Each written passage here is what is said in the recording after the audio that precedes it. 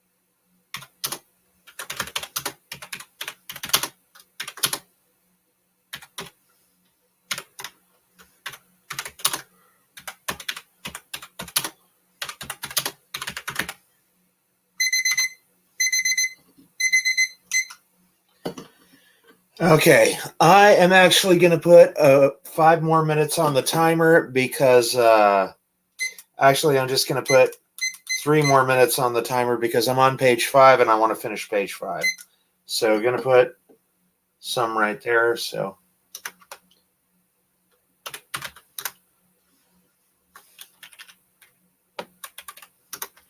I'm just going to finish out this page.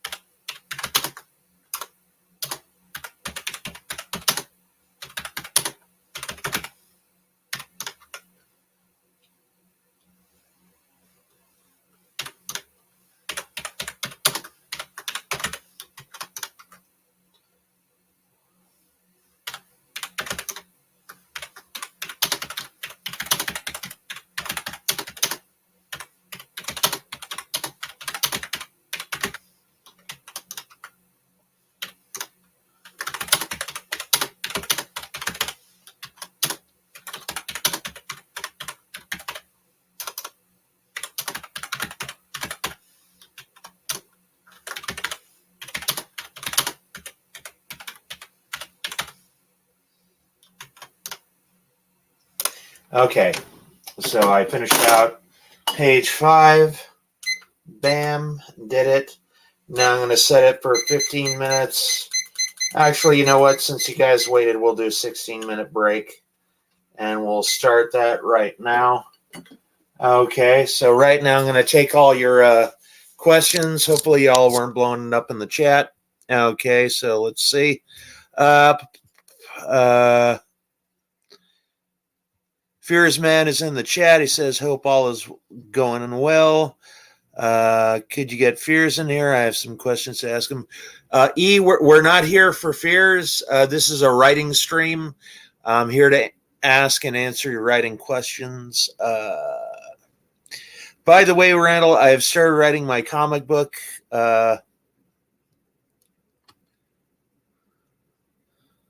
Okay.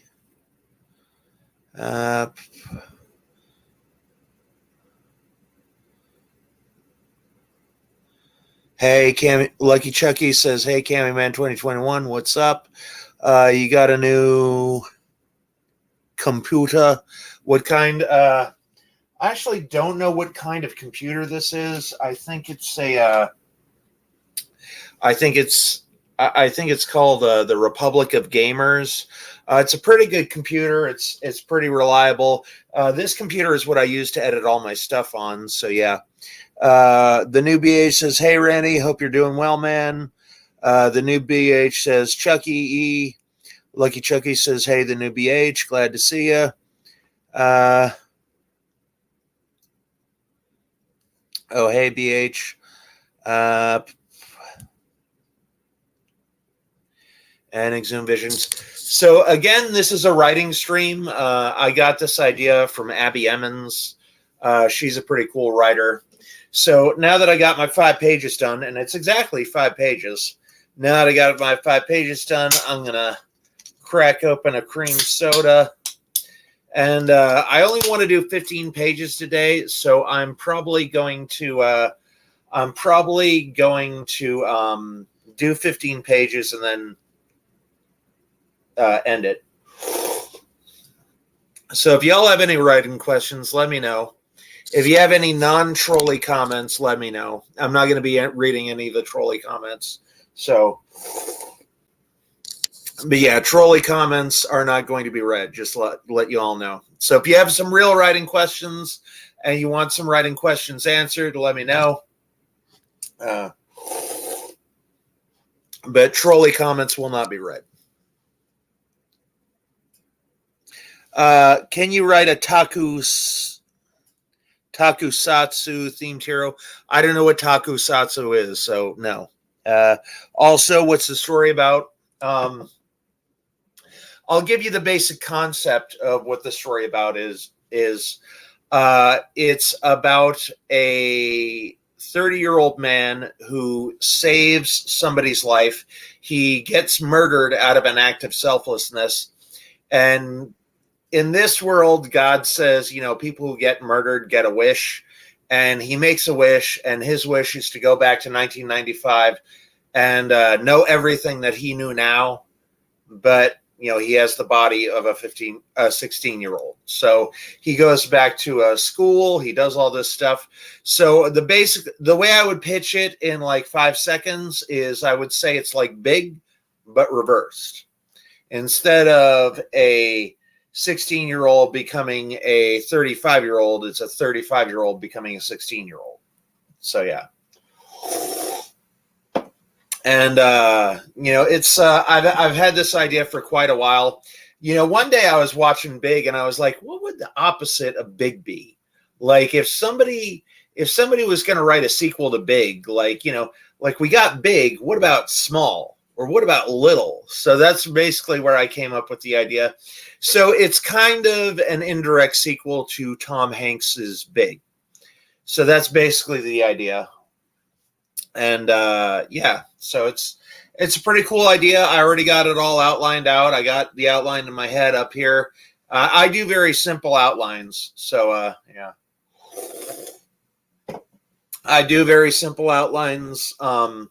Basically, I outline 5 pages at a time. I have a plot point for page 1, plot point for page 2, I have a plot point for the first 5 pages, plot point for the next 5 pages, plot point for the next 5 pages. And this script is probably going to be around 90 to 120 pages. I'm going to be doing 15 pages a day. So at the end of 6 days, that ought to be 90 pages. And I'm going on at a pretty good clip. I haven't run into any writer's block yet. So this kind of outline is doing really well. Have you ever wrote any new scripts for Cameo Man? I'm working on retooling the last version that I did. It's Power Rangers, dude. Are you going to see Blue Beetle? No, I'm not going to see Blue Beetle because they called one of my favorite superheroes a fascist. So I will not be seeing Blue Beetle at all. No. I am going to give $0.00 to DC for calling Batman a fascist. That was a low blow. That was unnecessary. That was uncalled for. I did not like that. And I am not watching Blue Beetle unless it's for free. If it's for free, I'll watch it. I mean, if somebody wants to take me and I don't have to pay, I mean, I'll go. But I'm not giving that movie my money. I'm not giving that movie my hard-earned cash. And, originally it wasn't even supposed to be a theatrical release. It was supposed to be direct-to-video. So, yeah. I am aware of that. Yeah. But I'm not a big fan of the Flash. I was a big fan of the John Wesley Shipp Flash. He was a good Flash. I really liked that series, and that series only had 3 seasons, which was a travesty because had fantastic music, had fantastic direction. Mark Hamill was one of the villains on there. He played the Trickster, and then later on, he would go on to play the Joker in Batman the Animated Series. So yeah. But yeah, I was a big fan. Arrow, yeah, I watched Arrow when it was on. I wasn't a diehard fan. I would watch it when I came across it. But there were like 10 or 11 seasons of that show. And, I would watch it when I came across it. But for the most part, I mean, if I had come in earlier to Arrow, like if I had come in at the like first or second season mark, I would have binge watched the first and second season and then got caught up. But with Arrow, when I started watching Arrow, it was like about 10 or 11 seasons in. And I'm like, I'm not going to binge watch that entire series just to know what's happening in this episode, you know? So again, yeah, I would watch it when it came on, but I wasn't invested in it like I was. I was actually invested in Batwoman, even though that was a terrible show. It was kind of like a B movie with how terrible it was. And then also Gotham Knights. I watched every episode of that show. And again, that show was also terrible. And it made some of the exact same mistakes that Batwoman made, which was hilarious because you could tell the writers were trolling the fans. But yeah, I don't think Gotham Knights is going to get a second season. And if it does, I definitely think they should make Two-Face the villain because in the last episode of Gotham Knights, Two-Face's makeup was amazing. I mean, I even thought it was better than Heath Ledger's Joker's makeup in The Dark Knight, or or Two-Face in The Dark Knight.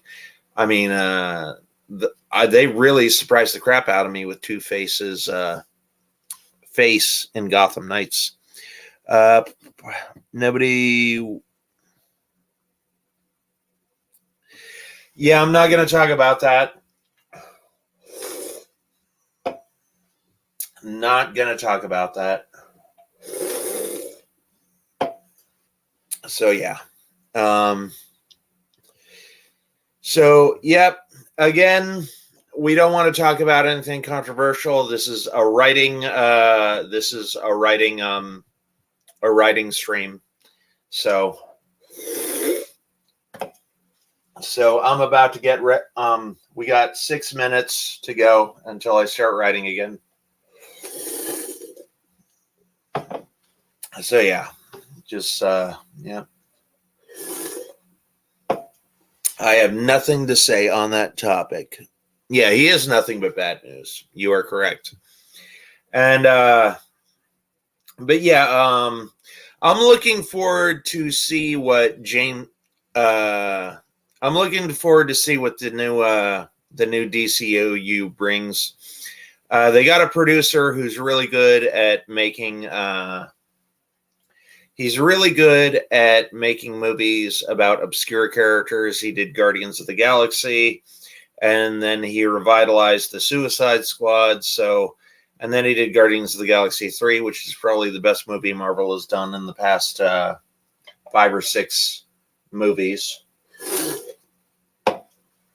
And he's really good at taking obscure characters and making them actually work. I didn't think Peacemaker could work. In fact, I kind of hated him in the Suicide Squad, but his show came out. It was well written. It was well done. It was a tiny bit woke, but not too much that I would just absolutely hated it. But yeah, Peacemaker was a good show, and I hope that show gets a second season because that was a compelling series. And some of the effects in that show were better than some of the effects I've seen in Marvel movies. So, and they did kind of bring the Justice League back. They got Jason Momoa back as Aquaman. And then they, they had silhouettes of the other characters.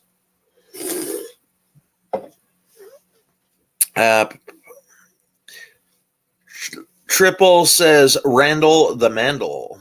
Lucky Chucky, which computer do you got now? Is it a new one? Yeah, this one is from the Republic of Gamers. This is the one I use to edit. This is the one I'm using to write this at this moment. I usually use this computer that I'm looking at right now to edit. But this one is from the Republic of Gamers, and it's got a Ryzen chip and a Radeon chip in it, which makes it super fast. This is what I've been editing all my stuff on. I edited the supercuts on this. I edited like the last 10 videos on this one. So it's a really good computer. It's really super fast, and it doesn't shut down.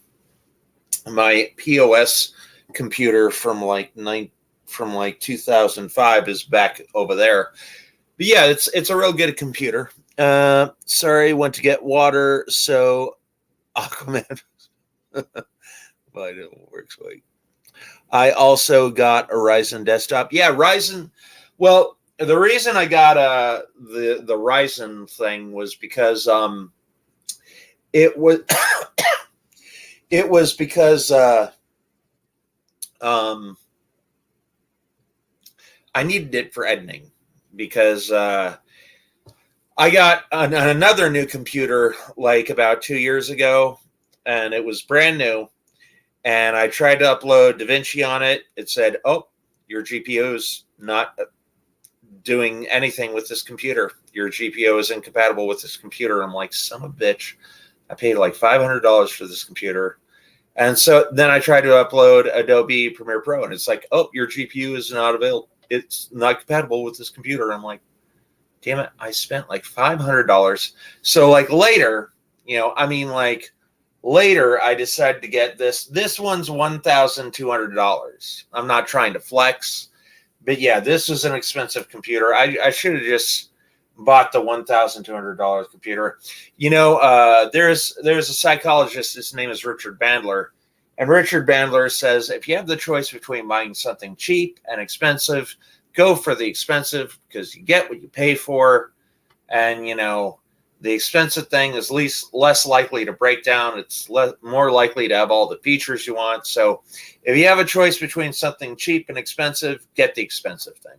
Don't buy the cheap ass thing because the cheap ass thing isn't going to be compatible with anything. The cheap ass thing, get the expensive thing. That's my advice, because again, you get what you pay for,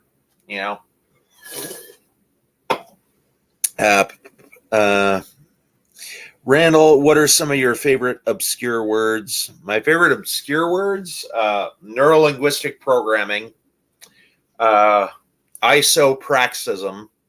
That's a good one. If you don't know what isopraxism is, it just means that you're copying somebody's movements, doing the same thing they are. Metamodel, let's say it's a hypnosis terms. And let's see, what's another good one? Proxemics, that's a good one. Proxemics are the study of how far space social distances are from people. And I'll give you one more. Let me see, what's a good word? Haptics. Haptics are where you get touched on the body, like somebody touches you on the arm or on the shoulder, and kinesthetics is a good one. Kinesthetics is all about feeling and emotion. That's what kinesthetic means. It means kinesthetic is a person who feels emotion and feelings, because there's 5 types of people. There's visual, auditory, kinesthetics, and then there's olfactory and gustatory. Olfactory means smell, gustatory means taste. But here we go. So that is the first round. So I am going to put 26 more minutes on here, and I'm going to go back to writing. If you have any writing questions, leave them down in the chat, and it's time to get started back up.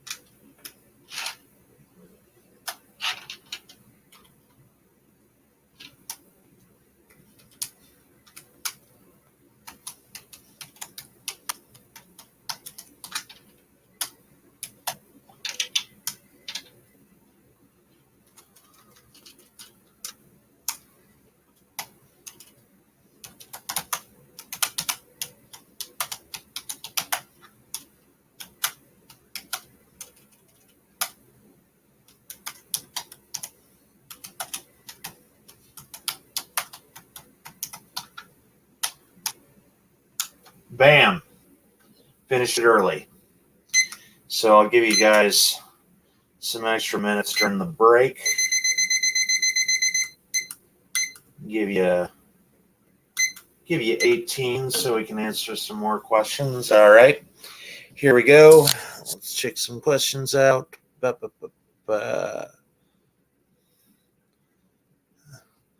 What great answers now. Don't know how to write.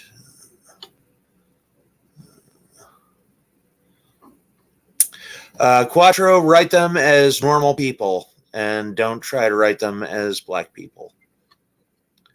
Just try to write them as ordinary, everyday people because that's what they are. Do you think it's worth investing in a typewriter? No, not really. Does it matter what font I pick for my book? Technically, no. But what publishers want is 12-point Courier New or 12-point Times New Roman. Those are the two standard books for a font if you're writing a novel. I type with these two fingers. These are the ones I usually do. I do the hunt and peck method of doing the thing. Do you like long legs or short legs? Long legs, Pixel. Pixel can stay on topic. Boom, boom. Money in the bag. What is your favorite type of spine on a book? Not the ones I meet. All right. Well, yeah. So there we go. I only have one more writing session to go, and then I'll be done for the night.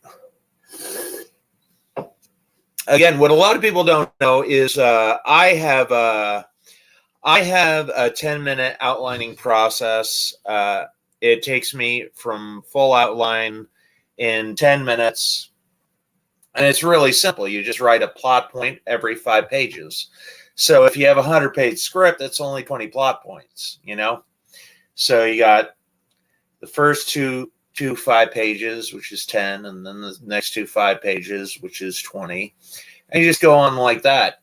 And, you know, a lot of people will talk about 3-act structure. Knowing 3-act structure isn't going to help you write a book or a screenplay. And I'll tell you why.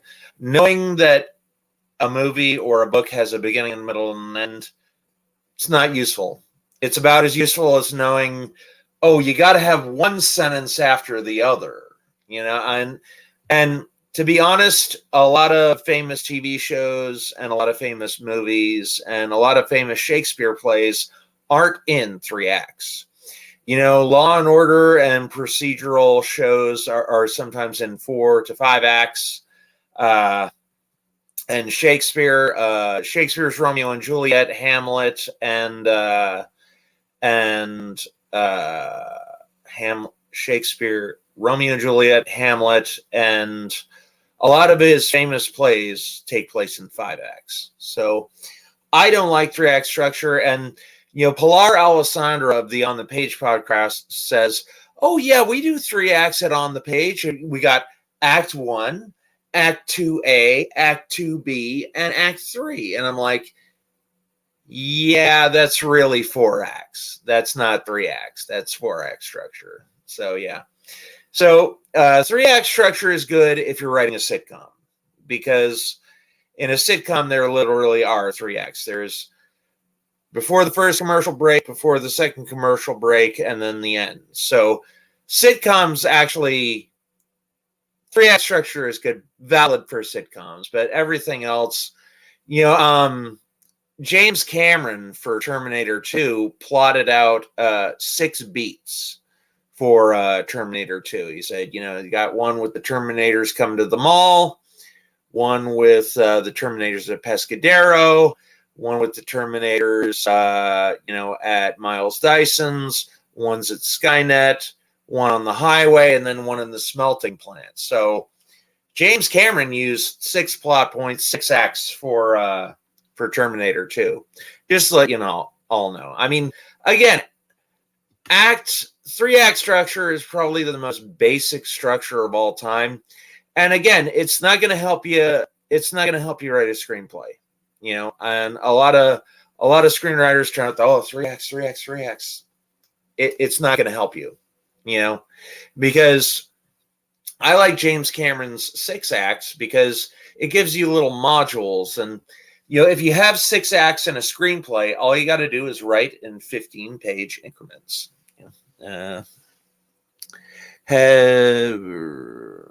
Thought you were done with the book. I wrote a short story based on my Goosebumps route to change the names from my college class. Oh, nice. So, yeah, there's a lot of people who tout 3-act structure, but do not use 3-act structure. Like Sid Field. Sid Field touts 3-act structure, but the way he plots his movies is he's got inciting incident, pinch 1, midpoint, pinch 2, all is lost, and then the showdown. So, I mean, what are those? Those are essentially acts. So, 3-act, I don't go by 3-act. I don't put any stock in 3-act. The only time I ever use 3-act structure is when I write a sitcom. And what a lot of people don't know is the original concept of acts has nothing to do with the story. The concept of acts was created back in medieval times, and the concept of acts was created so that the characters could have time to change costumes, they could have time to change the sets, and that they would be able to use the restroom in that downtime. That's the original reason why acts were created. Had nothing to do with story. Zip, zero, nada.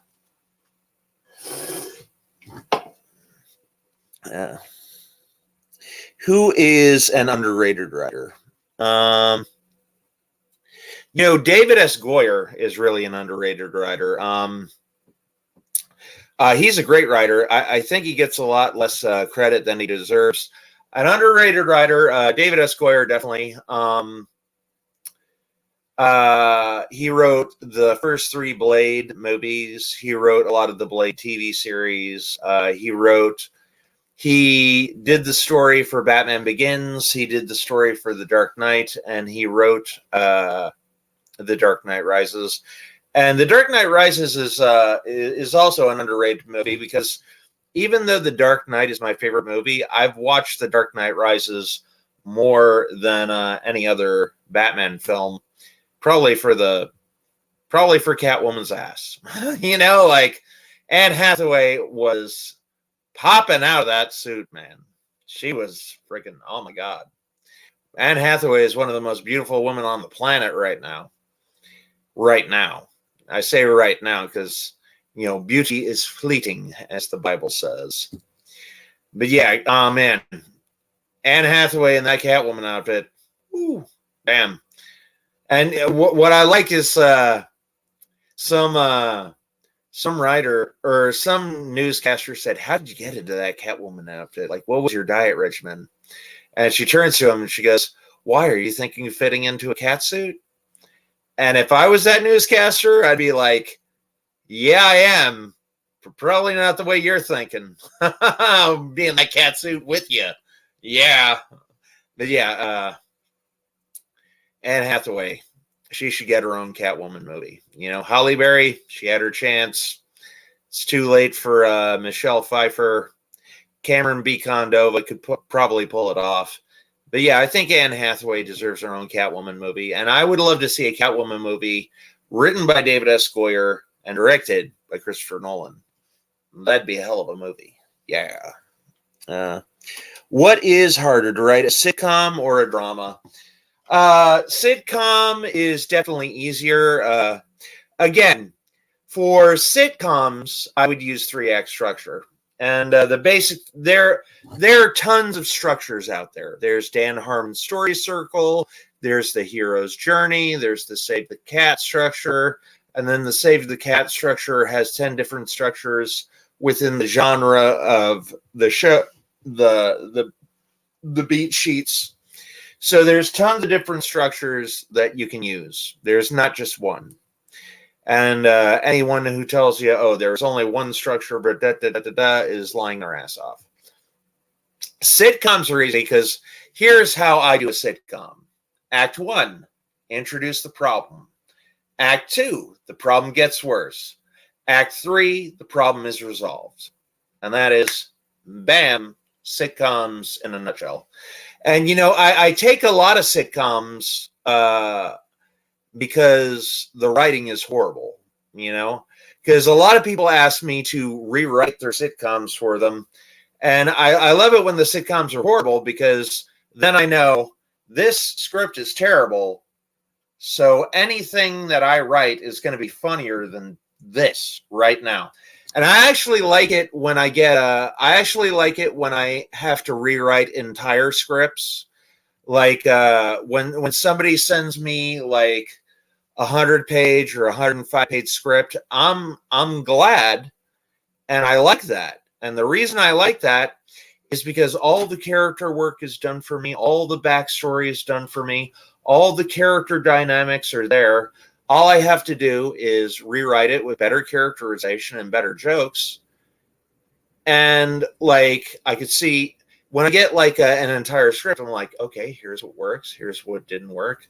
I'm going to keep this ending. I'm going to keep that little bit there. Going to keep that. Going to get rid of that. So yeah, and then like you know, I love doing page 1 rewrites. When somebody sends me like a 105-page script, I love that because again, I'll take what works, I'll fix what doesn't, and again, all the relationships are done. You can tell what they were going for. You can tell the type of tone that they're going for, the rating they're going for, you know. And again, all the backstory is done. All the character work is done. All I have to do is make it funnier and take out the stuff that works and put in stuff that does, you know. I like doing page 1 rewrites. So yeah. It's actually harder to come up with a script from the ether and have to create something totally new and create all the characters and create all the backstories. And, you know, you don't have the ending figured out and you don't know this and you don't know that. It's harder to create a movie from scratch than it is to rewrite an entire movie. Would it be hard to write a comedy now? No, definitely not. 100% no.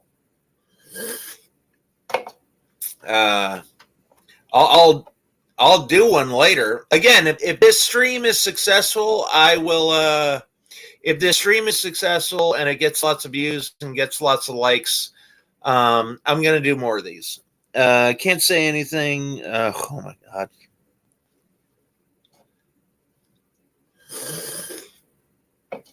But yeah, basically, I write everybody just like they're normal people out in the. I just write everybody like they're me or they're somebody I know. That's one trick to creating characters that not a lot of people know is take existing characters and tweak them. You know, like let's say you know, I want a character. It's a presidential candidate, and I'm like blanking on ideas. I'll be like, you know what? I'll just make him Trump. You know, but instead of blonde hair, I'll have him have red hair instead of you know being balding. I'll give him like a scar on his cheek or something like that. And you know, instead of him wearing like blue suits, maybe wear red suits all the time. And you know, like Donald Trump is kind of greedy. I'll just like pump up that characteristic, and then I'll give him like a sympathetic characteristic, like, you know, maybe he has a sick puppy or something like that. So I'll just take existing characters, tweak them, and you know, instead of Donald Trump, I'll call him like Ronald Tuttle or something like that. So take an existing character, you know, could be somebody real, could be, you know, could be a celebrity like Donald Trump, could be a real person like Sega from Sega Talks, or could be a comic book character. A lot of characters in a lot of different comic books are just they're just rehashes of characters from other comic books. Like the Submariner in Marvel is he's just a carbon copy of Aquaman from DC. And if you ever watch The Boys does the exact same thing. In The Boys, the character The Deep is essentially a ripoff of Aquaman, and basically almost all the characters in The Boys are ripoffs of popular characters from the Justice League and popular characters from the Avengers. You know, like Homelander is essentially Superman and Captain America. The Deep is essentially Aquaman.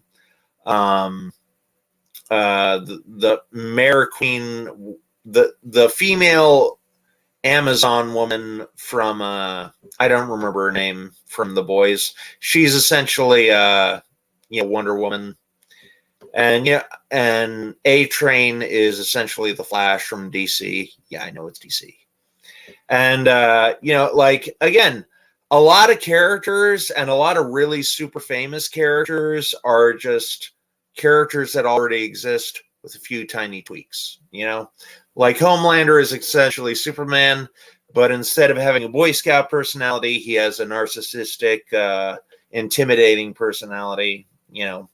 Wonder Woman, the Amazon chick from The Boys is essentially like Wonder Woman who's lost all her morals.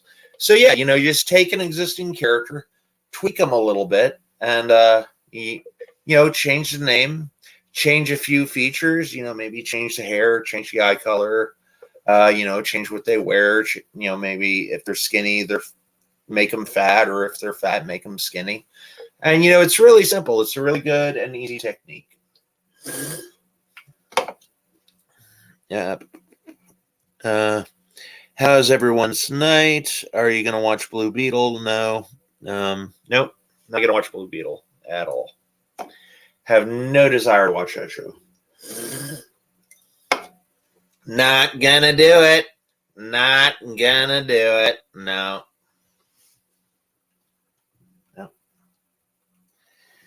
So yeah, we got 39 seconds until the next writing bout. For the last session, I'm going to put 30 minutes on the clock, and then I am going to head out. So again, if this is successful, if I get a lot of likes, if I get over 10 likes, I'll do more of these. But yeah, I'm at the 10-page mark right now. I want to get to 15 pages tonight, do 15 pages. So 2, 1, boom. I'm going to put 30 minutes on the clock. Fears, just to let you know, I'm going to call you after the stream is over, and I will, I'll give you a little ring. I'm actually going to put 31 on there, and I'm going to start writing again. So here we go.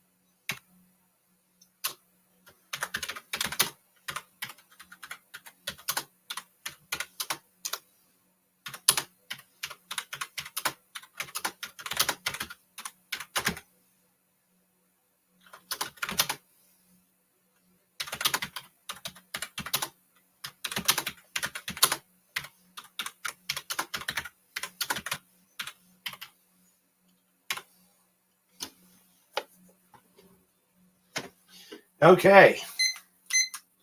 Well, I actually did 16 pages, which was more than I wanted to. I'm going to do one last session. I'm going to save this. Save project. Bam. Save project. All right. Let's do another save. Save. And save. And bam. We are done. That is a whole lot of writing. Yeah. So let's see what's been going on here. Not to get too off topic, but I watched this movie, No Hard Feelings, and Jennifer Lawrence has a nude fight scene in it where she gives someone a suplex with her coochie out. No way. No way. Yeah, maybe I might see that. We'll see. Fierce Man says, cool. Wonder Woman should have a scene like that. Definitely. Definitely. I think, there is no better way to die than between the legs of a beautiful woman. I mean, especially like if it's Gal Gadot or Jennifer Lawrence or Anne Hathaway. Any of those is okay. Or Sonya from Mortal Kombat, whatever. It was pretty unexpected. That's a good amount. Very productive stream. All right. So what I'm going to do, I'm going to keep it going until this thing goes off. But yeah, it was a good productive stream. Got some of my movie out. This movie I'm going to be submitting to a contest. I'm not going to tell you which contest it is, but I will be submitting to it. We got 3 people watching. I don't know how many likes. But yeah, so it was a good productive stream. And if this goes well, I'll do it again. And we'll see what's going on and how it goes.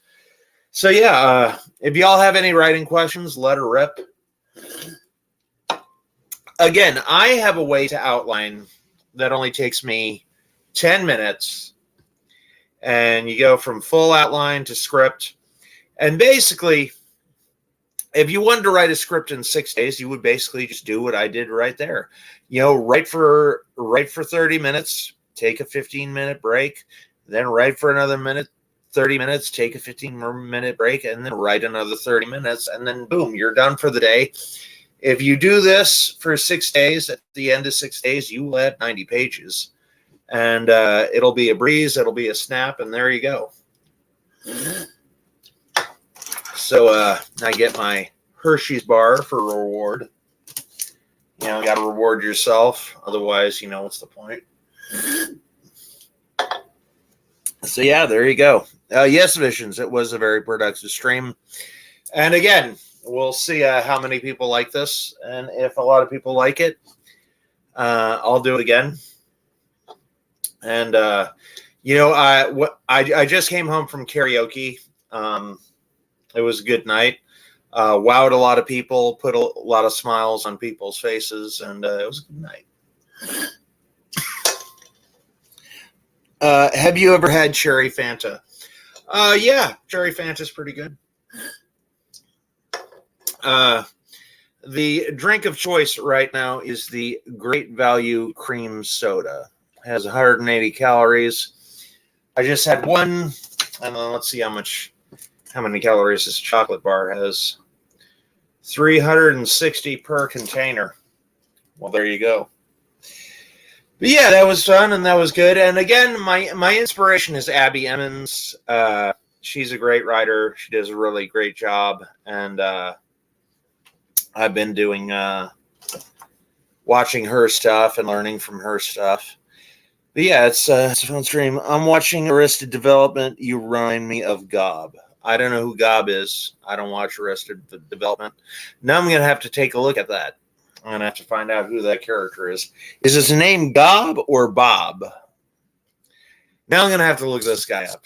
I can't wait any longer. I'm going to Google it right now. Yeah. Let's see. Gob.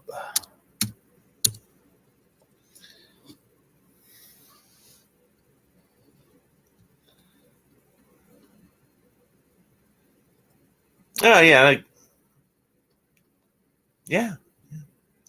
That's yeah, that's a cool guy. Who's the actor?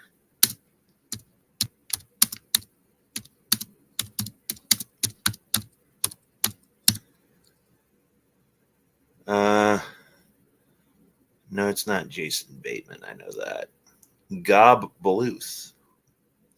This guy looks like the guy who played Vernon in Will Arnett. Okay, yeah, yeah. Hey, yeah, definitely. I'll take that. I like it. I like Will Arnett. He's a good guy.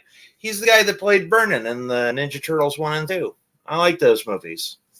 You know, my friend Benny walked out of Ninja Turtles 1 and he was like, I didn't get any of the fight scenes. And I'm like, really? They were pretty simplistic. They were pretty simple fight scenes. Like, they were pretty easy to understand. He's like, yeah, but they were all shaking. It was all camera shake. And I'm like, did that throw you off, Benny? He's like, yeah, I couldn't understand what's going down. Benny could not understand Ninja Turtles. All right. If you are 35 to 40 years old and you do not understand Ninja Turtles, I don't know what I can say. I don't know what I can say or do to help. It's not rocket science. Ninja Turtles it's not chemistry. It's not advanced math. If you can't understand Ninja Turtles, sorry, there's nothing I can do for you. You know, you're on your own on that one, Benny. Sorry. You know, I mean, like, good guys are fighting the bad guys. They're going down a mountain. I don't know what to say about that. Quattro says I'm 19, never watched Ninja Turtles. Quattro, Ninja Turtles is actually a master class on how to write good characters. Because Quattro, if you want to read a good book, try reading the 8 characters of comedy. Now, these are 8 characters that appear in a lot of sitcoms.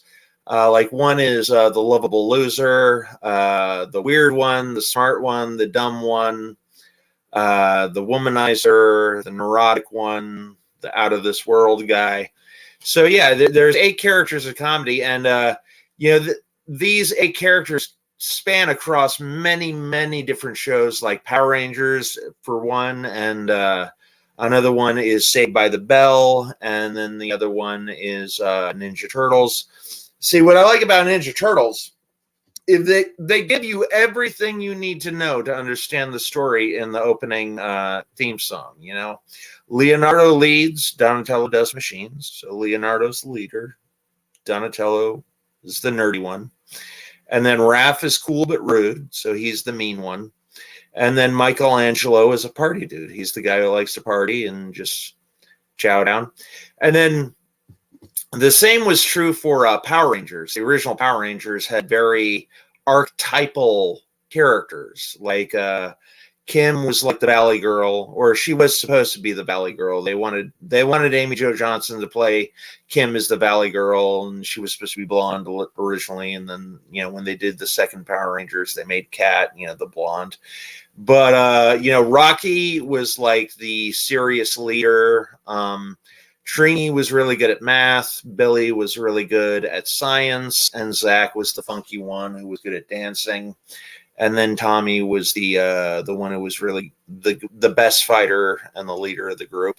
You know, after he took over for Jason. But yeah, all these shows are very archetypal. Like same thing with Saved by the Bell. You know, like AC Slater's the tough one. Zach Morris is the wisecracker. Elizabeth Berkley is like the hot one, and Screech is like the nerdy one, of course. You know, so a lot of these 8 characters. Sometimes not all 8 characters are in the show, but typically those 8 characters, they show up in every show. You know, and it's same thing with Seinfeld. You know, like Elaine is the sexy one. Jason, what's his name? Can't even. Kramer is the weird one. Seinfeld is the lovable loser. Wayne Knight is the irritating one. So these characters show up in every sitcom and in a lot of shows. So if you want to become a really good writer, definitely learn these archetypes, because again, that's the way I created characters. I take an existing character and I tweak it. Like, I mean, Cameo Man is essentially Iron Man. I mean, I haven't really focused on Cameo Man's powers in some of the episodes.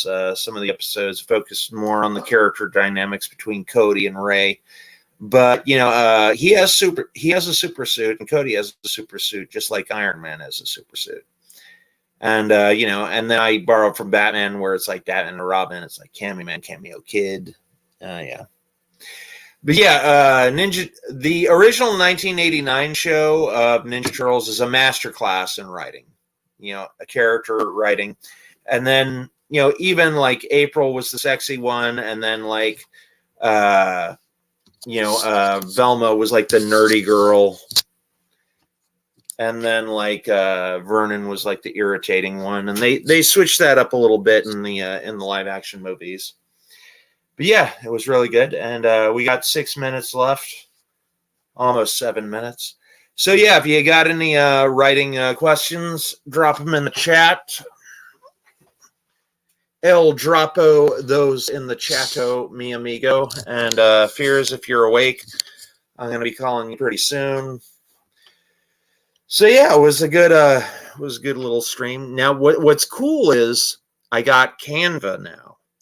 Canva is like Photoshop. It's really easy to use, and it's a pretty cool little program. So yeah, Canva's a cool program, and I love doing thumbnails for my videos. I really do. I really love doing thumbnails for the videos, and it's my favorite part of making videos. So if you got any questions, if you have any writing questions, drop them in the chat. And then drop them in the chat, and I will answer them while eating my Hershey's bar. So, yeah, because the thing about writing is that at the end of your writing session, if you did your work and you got through it, you deserve a reward. And I just did 15 pages in about, like 3 hours. So here we go. This is the best part of writing, is the reward part. Now, you might have noticed that during this writing stream, I took several 15-minute breaks. Actually, I think I took 3. And those breaks are essential. They're essential to writing. Because if you try to write 15 pages all in one go, you're going to burn out. And if you don't reward yourself at the end of your writing session, you're not going to want to do them. So, yeah. And what's funny is the secret to writing a screenplay very quickly is actually not what you think. The secret to writing a good screenplay and writing it quickly is actually to take more breaks than usual. There is like a fly just like buzzing around in my face. That's the secret. Take more breaks than usual. I know it sounds counterintuitive. I know it sounds crazy. But it actually works. Actually does. I've written many, many, many screenplays this way. And it takes me about 33 minutes to write 5 pages. So if you break up 33 pages, if you break up 5 pages into 30 minutes, and then break 15 minutes in each segment, You got a pretty nifty little thing. Oh, I remember what I was going to say. So if you write for 30 minutes, break, write for 30 minutes, break, you'll be done in a little under or over around 3 hours. My math could be totally wrong on that. In fact, I'm pretty sure it is. I think it's about 2 hours. But that is how to write a screenplay quickly. Take more breaks. And again, if you're averaging 15 pages a day, then you will be done in 6 days, which is the goal. That is the goal. So we have about 2 more minutes, and then I'm going to end the stream. And I put the rest of this chocolate in the fridge.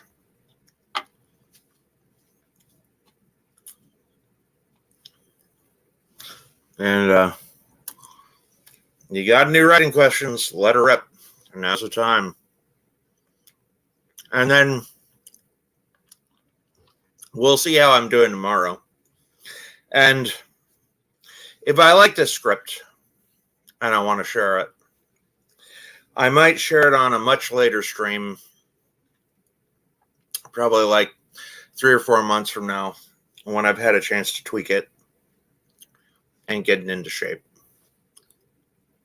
But yeah, again, this script is called 95, and basically take the premise to big and reverse it.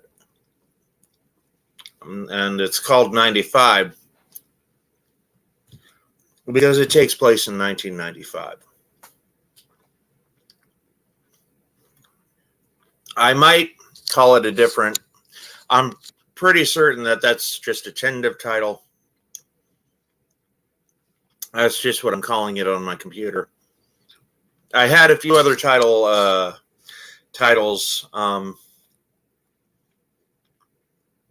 One of the titles I thought could be the reset button. I'm going to look that up on Amazon.com and see if anybody's taken that. Or another one could be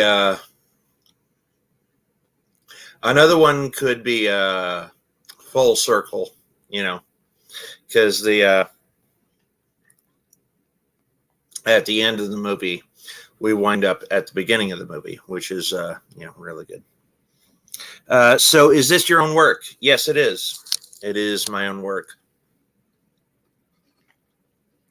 No, Quattro, this is not a novel. No. I'll answer your last question, Quattro, before I go.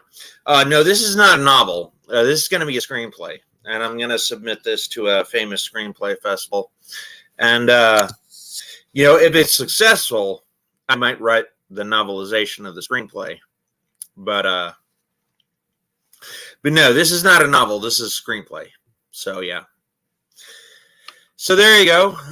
Here's what I'm going to do. I'm going to do a few things here, and I'm going to say goodbye to everybody. Shout out to Quattro. Shout out to Fearsman. Shout out to Pixel. Shout out to Dragon. Shout out to Mackenzie P., whoever that is. Shout out to Lucky Chucky. Shout out to Triple. Shout out to Dragon Zeron. And I will say, my name is Randy Brown. I do the card tricks, but you all bring the magic. Y'all have a lovely evening, and I will see you later. Bye.